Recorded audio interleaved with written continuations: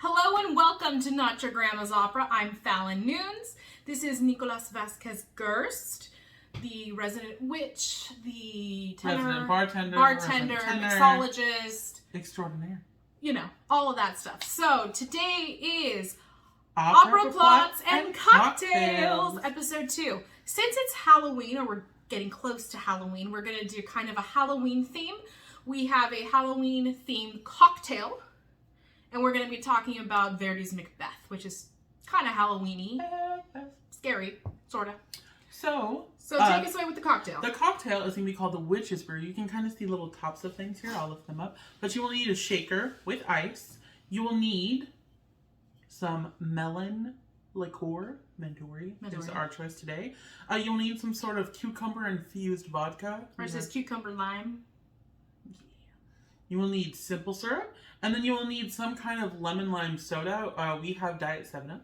You can do Sprite. You can do Diet whatever Sprite. you want. You can do whatever tickles your pickle. Whatever you like.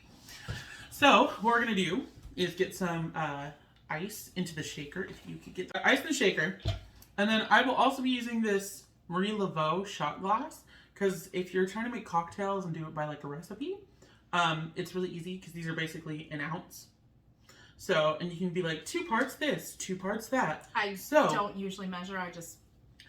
That's good enough. Personally, that's what I do.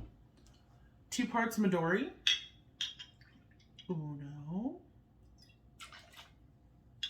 I love Midori. I like the color green, so. It just tastes good. 2. So 2 parts Midori. To 1.5 parts vodka. 1.5 parts is going to be the normal recipe. I'm just going to do 1 part because I am a lightweight compared to You're drinking this one, so. And I'm drinking this one, so I'm going to do 1 part vodka. But if you're feeling frisky, you can do 1.5 parts. Or 2. Or 2. Or 3. Whatever you feel. I mean, if you're feeling it, feel it. I ain't going to judge. And then, for a little sweetness, to counteract the freshness of the cucumber, 1/2 part of simple syrup. And then, okay. And then, shake. I don't know why I'm clicking. I was going to be like, I'm like Tom Cruise in the movie Bartender, except my teeth don't sit in the middle of my mouth. Okay. And then, into your fun glass, we have these glasses. Technically, they're Irish coffee glasses, but they look cool, so that's why I use it. 3 parts of your shaken cocktail mixture. 2. And then, top with your lemon lime soda. Ooh, it looks cool. Boop.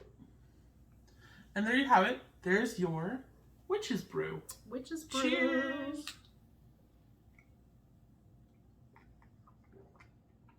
That is good. That's real good. Also, you know what this kind of looks like? Also, it's Disney copyrights what I'm about to say. It kind of looks like the potion that the evil queen makes in Snow White that she dips the apples in. Oh, this is making me think.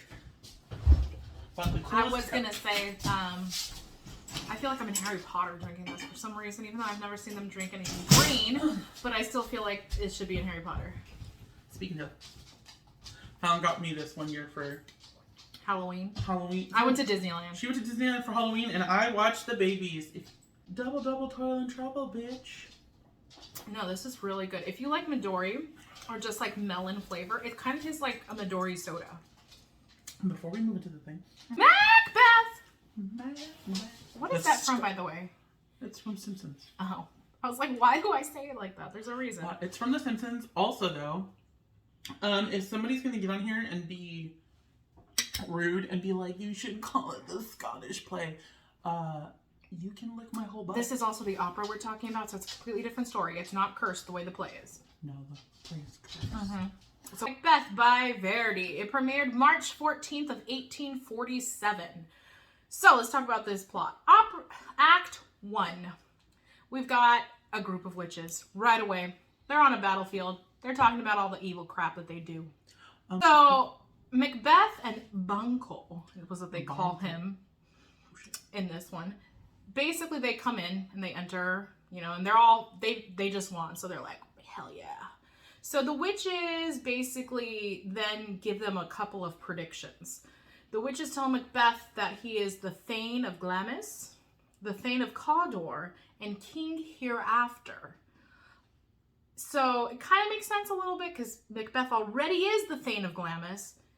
He's not the Thane of Cawdor or the king, though. So that was a little, what's going on here? And then the witches tell Banco that he will father a line of kings. He will not be king himself, but he will father a line of kings. He's got that good. So then the witches disappear into thin air, basically, as usual. And then the messenger arrives, and the messenger names Macbeth the Thane of Cawdor. Because the former Thane of Cawdor was executed for treason. Yay! So then Macbeth and Banco were like, wow, the first of the witches' prophecies have come true. The first of the witches' what? Prophecies. Prophecies. Macbeth gets all excited, sends his wife a letter. So she reads the letter about the witches, and then she decides that we're going to put Macbeth on the throne. Mm-hmm. So once Macbeth gets back, she urges him to kill the king. Macbeth, however, now this is actually different from the play because I did look this up. Macbeth chickens out, and Lady Macbeth ends up killing the king. Whereas in the play, Lady Macbeth, Macbeth does chicken out, but Lady Macbeth teases him so much that he ends up doing it. Oh, so what you're saying is in the play, he's still a beach. Yeah. But in the opera, he's a beach, and Lady Macbeth is just like, well, if you're not going to do it, I'm going to take care of it myself. Yeah. And so she kills the king and then basically incriminates the sleeping guards. Right. Then Macduff arrives, and he has an appointment with the king, so he goes in, and he sees the king is dead. And that's Act 1. Murder. Act 2. Macbeth is now king. Oh. Malcolm, who is the old king's son, has fled because he thinks that people are going to be like, oh my god, you killed your father. So now Macbeth is worried about the prophecy that Banco will father a great royal line. So he makes plans to have Banco and his son murdered at a banquet. And assassins do kill Banco, but his son does escape. Ooh.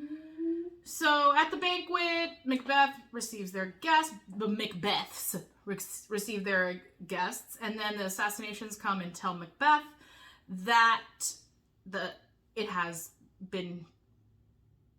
I can't talk. It has been done, I guess. It has been done. So, the assassination has been done. Macbeth's people come and tell him that the assassination was successful. Partially. So, and then when Macbeth returns, Banco's ghost is sitting in his place at the banquet, just chilling. Of course, Jesus. Macbeth raves at the ghost, and his guests think he's crazy. And then Lady Macbeth, kind of mocking Banco, makes a toast to him, but nobody knows that he's dead just yet. Mm-hmm. Then the ghost Banco returns after the toast, and Macbeth just starts going nuts again.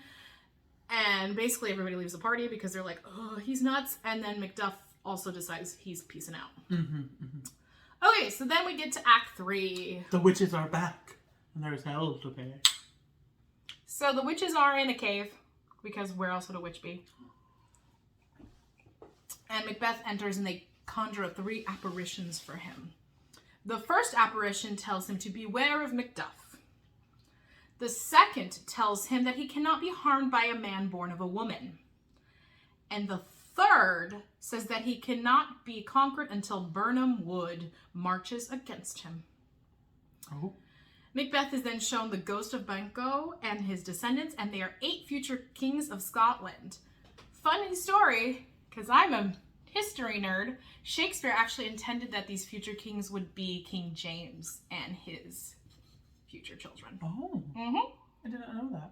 Because he wrote this when the King James was, King James I of England and 6th of Scotland was king. Was he after Elizabeth? Yes. He was Elizabeth's successor, actually. Not her child, though. Not her child, her cousin. So of course Macbeth sees that and then he collapses.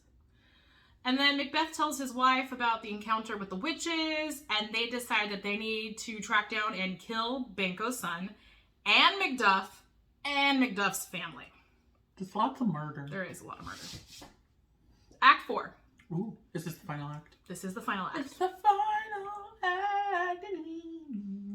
So Scottish refugees stand near the English border, and in the distance is Birnam Wood. So Macduff is determined to avenge the deaths of his wife and child at the hands of the tyrant. The tyrant is what they are now in Scotland calling Macbeth. So some time has passed. This is not too clear, but some time has passed at this point, and Macbeth has killed Macduff's wife and kid at this point. So he wants to, avenge them. So he's joined by Malcolm, who is the son of the old king, and the English army. So Malcolm orders each soldier to cut a branch from Birnam Wood, and then they take it with them to attack Macbeth's army. Then a doctor, so now we go to another complete scene, and then there's a doctor and a servant, and they're watching Lady Macbeth, who's now queen, walking in her sleep, wringing her hands, attempting to clean them of blood. So she's gone pretty crazy at this point. Macbeth learns then that there's an army of Scottish rebels backed by the English, but he thinks he's safe because how can a forest come attack you? And how can you, and he can't be killed by a son born of woman. Wait. Did Lady Macbeth kill herself at the end of her mad scene? So, it is unclear if she does. It's just like every opera mad scene ever. We find out later that she's dead. Oh, okay. So it doesn't, they don't Spoiler tell you alert. she's dead, but that's what happens next is while he's thinking that he's safe, a servant comes in and he's like, oh, by the way, your wife's dead. And he's like, okay, I don't care. So that's what happens. In the play, Shakespeare does say that she has killed herself. It doesn't come that way in the opera. And then he gets more news that Birnam Wood has come to his castle. So a battle is joined. And then Macduff pursues and fights Macbeth, and Macbeth at this point is wounded. And then he tells Macduff, so Macbeth tells Macduff that he cannot be killed by a man born of a woman. So he's not worried. Macduff then tells Macbeth that he was actually not born of a woman, but ripped out of his mother's womb. And then Macduff kills Macbeth, and then Malcolm becomes king. And that's the end of that. That's the end of the whole opera. What happens to anybody else? Who knows? Who knows? Does Banquo's son end up being king?